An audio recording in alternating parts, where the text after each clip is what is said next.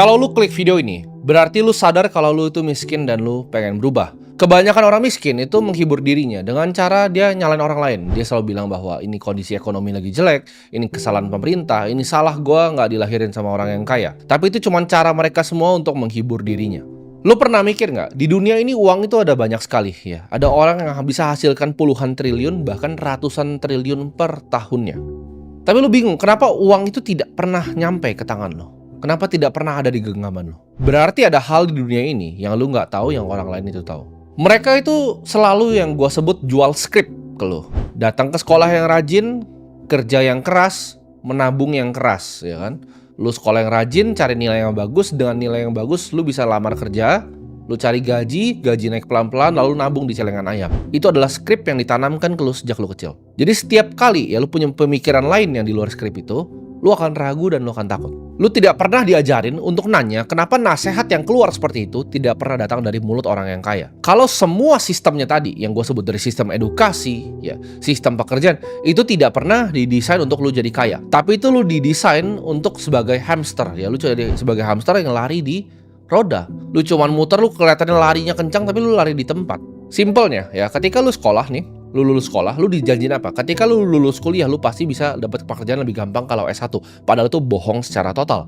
Ketika lu naik gaji, tapi semua barang yang lu beli di sekitar lu itu udah ikutan naik. Jadi semua sistemnya ini didesain hanya sebagai ilusi. Lu cuma sebagai hamster yang lari di tempat. Lu disuruh nabung, ya kan? Atau dibikinin hashtag, yuk nabung saham. Lu nabung saham selama 5 tahun, malah sahamnya rugi. Jadi lu udah tadi, ya kan, pertama lu udah cari S1, ya lu udah keluar duit dulu, orang tua lu udah keluar duit buat lu dapat jaminan pekerjaan yang lu dapetnya sulit banget. Setelah lu cari orang dalam segala macam, lu bisa masuk, dapat gajinya naik, hasil ditabung, ya, hasil tabungannya rugi. Setelah itu semua barang di sekitar lu naik. Mereka itu distraksi lu ya untuk nggak paham tentang ini dengan segala macam cara. Mereka kasih di depan kalian, di algoritma tuh ditampilin paling depan ya. Kalau lu lihat YouTube Indonesia trending, lu akan lihat semua isinya adalah konten entertain. Karena itu adalah yang di-push ya agendanya oleh mereka. Uang itu bukan seperti apa yang lu pikirin. Uang itu bukan cuma sekedar gua ngomong di sini kerja keras. Tukang sapu di bawah kerja keras lebih dari gua. Dan juga bukan hanya tentang kepintaran. Uang itu tentang kontrol ya. Jadi orang yang kaya itu, teman-teman gua yang kaya itu nggak kerja 9 sampai 5. Ya, kadang bisa lebih, kadang bisa kurang. Mereka itu ciptakan sistem. Orang yang jadi kaya itu tidak pernah ikutin aturan main gamenya yang diajarin ke kalian. Sekolah ya, cari kerja, abis itu nabung. Gak ada gua melihat satupun di bumi ini yang benar-benar kaya. Cuma dari ikutin 3 itu. Yang kaya adalah mereka yang punya sistemnya ya. Mereka yang bikin sistemnya. Mereka yang bikin aturan mainnya sendiri. Mereka yang ciptain gamenya. Mereka adalah orang yang gak play by the rules. Mereka bukan orang yang ngikut aturan. Mereka yang ngakalin aturan-aturan yang ada. Dan orang-orang kaya ini posisiin dirinya selalu menang. Contohnya, inflasi ketika naik, orang miskin tuh bingung gitu ketika beras itu naik, ketika biaya pendidikan itu naik. Orang kaya ketika inflasi itu mereka malah senang. Ketika inflasi terjadi, semua apartemen gue makin mahal, semua mobil gue makin mahal, semua rumah gue makin mahal, semua aset gue makin mahal. Jadi semua yang gue punya itu makin mahal justru kalau inflasi. Ketika inflasi terjadi justru gue tambah kaya. Itu adalah orang yang mainin aturannya. Lu perhatiin ya, ketika misalnya gue ngomong kripto, Bitcoin di sini, ketika Bitcoin jatuh, ketika saham jatuh, orang lain tuh pusing ya. Orang yang nabung saham bank ya, orang yang nabung Bitcoin itu pusing ketika turun 30%, 40%. Gue di sini pusing nggak? Enggak. Gue masih ada banyak bisnis yang ngasilin gue duit. Orang kaya itu desain hidupnya. Ketika semua sistemnya itu mau coba ngakalin dia yang ngakalin sistemnya. Ketika inflasi itu bunuh semua orang, inflasi bikin gue tambah kaya. Ketika orang bilang, oh ekonomi lagi turun, coba lu datang ke salah satu outlet kita di Bali. Salah satu dari 52 outlet yang grup kita punya. Itu full. Kenapa? Karena itu nggak cuma orang Indonesia yang datang ke sana. Yang datang ke sana ada bule Australia, ada bule dari Inggris. Mereka semua sibuk apa? Buka botol di sana. Ya, jadi nggak tergantung sama ekonomi lokal, bahkan bisnis-bisnis yang kita punya orang-orang kaya ini. Ketika lu kesulitan nabung dari hasil kerjaan lo, orang kaya itu lagi gandain duitnya di hal-hal yang lu bahkan nggak paham caranya. Mereka paham bahwa uang itu adalah sebuah alat, ya, sebuah tool, bukan sebuah reward atau hadiah. Orang miskin tuh kira, oh dapat uang ini kayak hadiah. Orang kaya lihat uang itu sebagai alat. Gue harus ngapain dengan uang ini? Gimana caranya gue bikin prajurit-prajurit ini bisa bekerja untuk gue? Misteri terbesar yang dikasih ke kalian adalah kalian harus kerja keras kan untuk dapetin uang. Kalian harus kerja untuk dapetin uang. Padahal uang itu dicetak, dipindahkan, bukan dicari untuk kalian bekerja. Kita orang-orang kaya bikin sistem untuk gimana caranya cetak uang. Orang kaya itu tidak pernah kerja untuk gaji. Lu itu tidak pernah paham ya gimana caranya melihat uang sebagai alat. Lu melihat gaji itu sebagai sesuatu yang membanggakan. Ketika gaji naik, lu wah gaji gue naik. Waktu gue tukar terus untuk uang. Padahal lu hanyalah seorang pion di sistem yang dibikin sama orang lain. Orang kaya itu nggak fokus gimana caranya mereka dapat gaji lebih. Mereka fokus gimana caranya dapetin aset yang lebih. Gimana caranya punya sistem bisnis. Gimana caranya punya investasi yang menghasilkan. Gimana uang itu bisa kerja walaupun mereka udah nggak kerja untuk uang lagi. Orang miskin tuh hanya taunya yuk nabung saham. Orang kaya itu yang bikin emitennya. Mereka yang bikin perusahaannya, mereka bikin sistemnya, mereka gaji karyawannya, lalu mereka listingin di bursa. Kebanyakan kekayaan, ya ini lu bisa cari datanya. Ini dari Profesor Aswad Damodaran. Datanya adalah gak banyak orang yang bikin duit dari pasar saham. Kecuali para owner operatornya. Orang yang listing sahamnya itu yang jadi yang paling kaya. Orang kaya itu punya cara investasi yang kompleks. Mereka punya deal flow yang berbeda dengan kalian. Kalian cuma taunya gimana caranya beli saham perbankan. Orang kaya itu negosiasi dengan cara yang kalian nggak paham. Private equity deals, venture capital deals. Deal-deal yang kalian nggak pernah bisa dapat. Project yang bahkan kalian nggak tahu gimana caranya investasi di sana. Atau gimana caranya diajak untuk investasi di sana. Orang kaya itu selalu punya posisi cash yang mendekati ke nol. Duit gue ya, berdasarkan harta gue yang ada di rekening gue itu kurang dari 0,01%. Itu cuma buat gue hidup sehari-hari. Gue anti banget ngeliat uang di rekening itu, gue anti banget. Orang kaya, oke, kalau mau simpen cash itu di mana? Mereka pasti beli US Treasury. At least mereka mau bungain pasti cashnya. Mereka pasti simpen di mata uang yang kuat. Orang kaya yang gue tahu semua simpen USD atau enggak Singapura dollar. Mereka beli bonds di Singapura. Ya MAS punya Treasury. Mereka tidak ada yang beli bonds di negara berkembang. Kenapa? Karena fiatnya devaluasi, bondsnya nggak ada yieldnya jadinya. Orang kaya itu paham kalau cash itu sampah. Jadi di saat lu ngerasa aman, oke gue simpen uang di tabungan nih.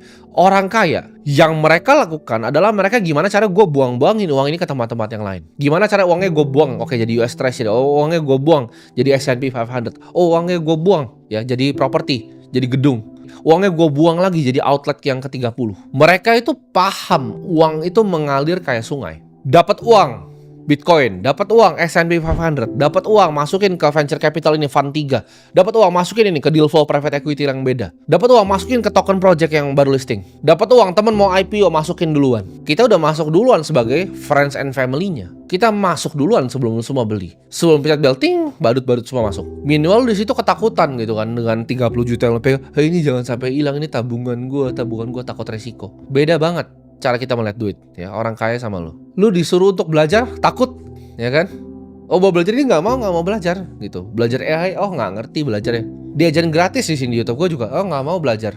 Orang kaya itu yang mereka lakukan adalah beli informasi, beli terminal di sini 500 juta per tahun, itu nggak masuk ke akal lu untuk beli informasi seharga 500 juta per tahun, nggak bisa lu proses gitu loh. Oh lu pikir oh mendingan untuk DP rumah karena lu miskin. Tapi nyatanya di dunia ini ada 325.000 orang kaya yang bayar 500 juta per tahun untuk bisa akses data terbaru sama informasi terbaru. Orang kaya itu rela buang duit hanya untuk mendapatkan koneksi. Lu bilang ke gue di sini, Warren Buffett mau makan sama gue, 100 miliar gue bayar cash sekarang. Buat makan siang doang, ya kasih gue waktu 1 jam. Gue akan bayar 100 miliar hanya untuk informasi yang keluar dari mulutnya. Kenapa? Karena semahal itu informasi. Itu yang orang kaya tahu, orang miskin nggak tahu. Bedanya lu yang tahu deal flow sama enggak atau apa informasinya. Lu tidak diajak ke informasi-informasi tertentu. Lu belum tahu aja orang-orang kaya itu kita sangat edik sama informasi. Kita kayak pecandu informasi ya. Gue ketika ngelihat sesuatu, oke, ini gue pernah ngelihat waktu itu Macro Report tahun 2018. Ini siapa yang punya? Oh, ini dulu pernah jadi managing partner di GLG Group, hedge fund dengan 36 billion dollar. Dia jual kelas gitu kan. Ada kelas. Ini orang udah running fund 36 billion dollar. Dia jual kelas 7.000 dolar ya, gue beli gitu. Walaupun 99% gue udah tahu, tapi ada 1% yang gue belum tahu. Di situ gue belajar. Orang akan bilang, gila lu beli kelas 100 juta, lu kena tipu.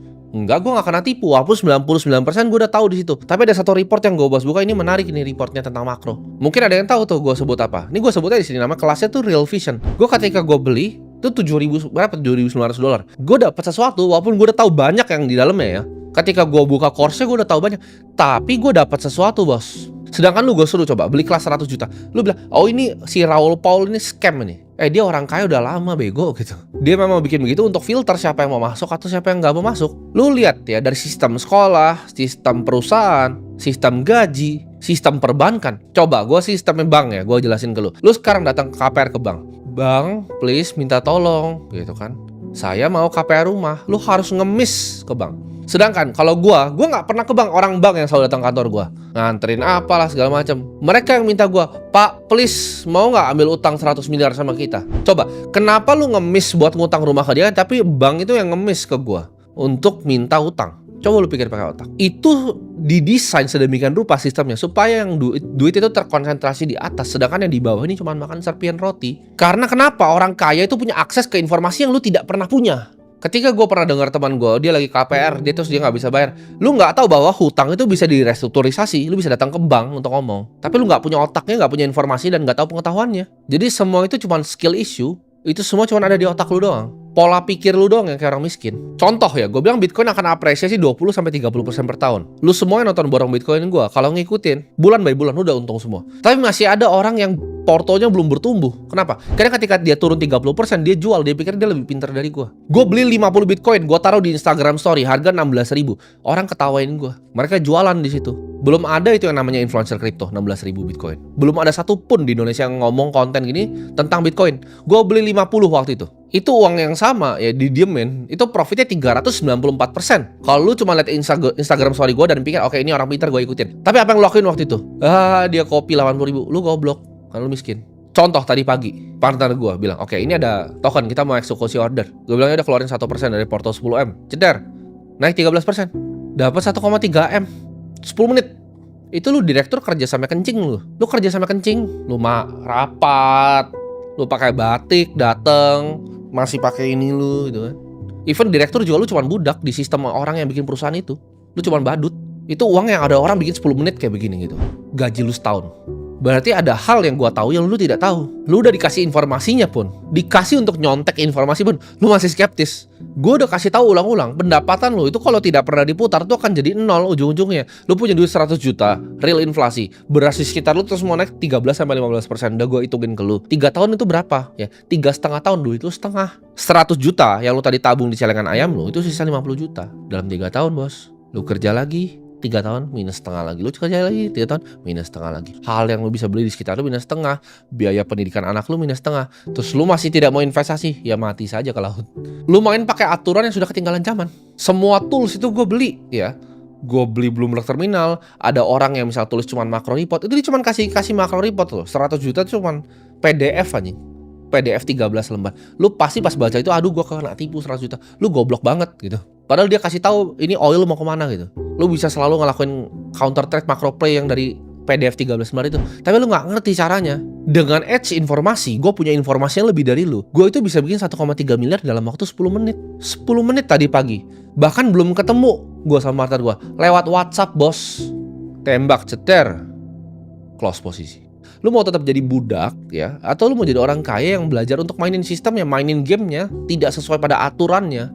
Orang kaya itu uangnya gerak terus ya. Jadi uang lu jangan diam di rekening. Kalau lu mau keluar dari sistem, lu harus mikir cara yang lain, cara yang lebih efisien, cara untuk ngakalin gamenya. Ada cara yang bikin uang tuh lebih efisien dibandingkan lu lakuin sekarang.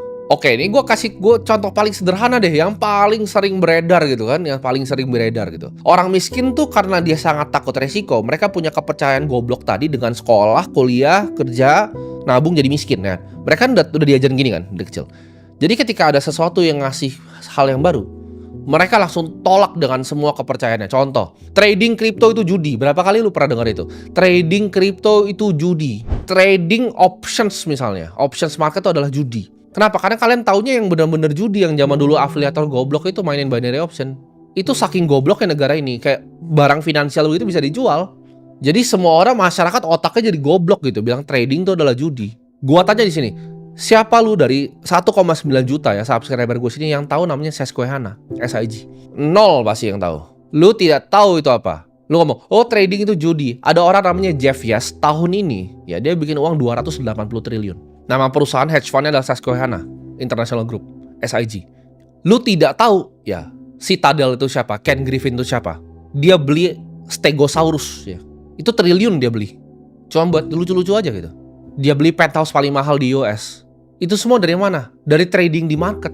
Ya, dari bikin hedge fund. Ada yang besar gitu. Lu bilang trading kripto itu judi. Lu cek coba Jump Trading, Jane Street, Wintermute. Otak lu itu tidak ada gitu. Otak lu tuh tidak ada sama sekali. Bahkan lu asal ngomong aja ketika ada orang ngajarin sesuatu, oh trading itu judi. Ada orang yang bikin 280T per tahun. Dia tahu sesuatu yang lu tidak tahu. Bahkan dia tahu sesuatu yang gue tidak tahu. Kalau gue bisa ketemu sama Jeff Yash tatap mata, gue akan belajar banyak sama dia pasti. Oh begini caranya bikin strategi market neutral yang lebih efisien untuk options market itu seperti ini. Dia mungkin sekolahin gue gimana caranya quant trading yang paling efisien, gimana caranya melakukan statistical arbitrage yang paling efisien. Lu di sini nggak paham bahkan market neutral itu apa, karena lu goblok banget. Makanya lu bingung, makanya rekening lu 30 juta. Gue bikin 1,3 bisa 10 menit. Kalau otak lu tuh kayak kodok, lompat gitu kan. Jeff Yash itu dulunya pemain poker. Dia belajar gimana caranya menang di options market. Orang tuh banyak yang salah kaprah gitu, karena ya media gitu kan. Oh founder startup ini segala macam. Coba founder startup lu suruh beli rumah dong 200 juta kayak Ken Griffin. Nggak mampu bos. Suruh beli rumah 5T nggak bisa. Nggak ada uangnya. Karena mereka cuma valuasi yang ngambang sebelum IPO perusahaan buat mereka buang di retail goblok kayak kalian semua. Grab, IPO sadar, buang, dar, selesai. Gamenya begitu terus gitu loh. Kayak kapan kalian mau sadar? Lu dengan otak ikan lu yang kecil itu, lu selalu skeptis dengan semua hal. Oh trading crypto scam. Oh ini scam. Gue udah bilang kripto itu adalah masa depan. Lu masih nggak percaya? Ya wes, kan mau gimana gitu. Lu suka bilang seperti ini ke gue. Gue suka percaya motivasi Timothy, tapi kalau kriptonya gue nggak dulu. Karena lu goblok banget. Lu bodoh banget. Lu tuh mikir lu pintar gitu kan. Lu hebat gitu. Gue kasih tahu ya, orang-orang hedge fund tadi yang gue sebut itu bisa beli hidup lu sampai buyut lu tuh 100 generasi ke atas. Tuh nyari duit itu nggak bisa, lu nggak bisa nyari kayak mereka. Lu sampai mati pun nggak bisa nyari duit kayak mereka. Ketika portfolio gue naik 10%, gue bikin 100 miliar. Itu lu kerja sampai mati. Sampai lu masuk tanah, sampai lu bawa tanah, lu nggak bisa cari duitnya. Ada caranya untuk bikin duit di dunia ini. Tapi ketika orang yang bisa bikin bahkan mau luangin waktunya untuk ngomong ke lu skeptis gitu kan. Kalau bisa kaya dari sini, kenapa diversifikasi? Suka-suka gue bos. Orang kaya itu selalu tahu untuk cara taruh duitnya di mana. Apa aja project yang mereka mau bikin, apa aja yang mereka mau kembangin. Ketika lu lihat suatu paradigm yang baru, oh AI itu scam, oh crypto itu scam, otak lu yang scam. Ketika habis nonton ini, lu sadar gamenya itu baru lu mau mulai atau enggak. Antara lu mau main ya, untuk kalah doang, atau lu mau menang di gamenya. Itu cuma semua di pilihan lu. Dan orang yang take action sekarang untuk giat investasi ke ilmu, investasi ke informasi, investasi ke dirinya sendiri, belajar aset-aset masa depan. Mereka semua yang akan ambil masa depan lu, mereka akan rengut masa depan lu dari muka lu. 90% ya yang nonton video ini akan balik persis ngelakuin apa yang mereka lakuin. 1,9 juta yang nonton ini nanti, itu akan balik persis lakuin apa yang lu lakuin selama 5 tahun ke belakang dan 20 tahun ke depan. Mereka akan hindarin resiko. Kayak itu tuh penyakit 90% dari orang. Oh, mau taruh uang di informasi, takut. Lu gak punya uang. Dia pasti mau ngambil uang gua. Itu lu semua pecundang-pecundang. Lu itu yang masukin diri lu sendiri di penjara finansial lu sendiri. Lu yang bikin kerangkengnya, lu yang masuk sendiri, lu yang gembok sendiri. Jadi nanti jangan pernah salahin orang lain ketika hidup lu itu masih kayak pecundang.